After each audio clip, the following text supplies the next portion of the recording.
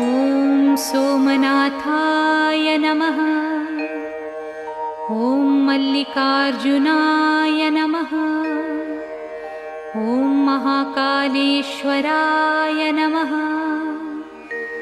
ॐ ओंकारेश्वराय नमः। ॐ वैद्यनाथाय नमः। ॐ भीमशंकराय नमः। ॐ रामेश्वराय नमः। ॐ नागेश्वराय नमः। ॐ विश्वेश्वराय नमः। ॐ त्र्यंबकेश्वराय नमः।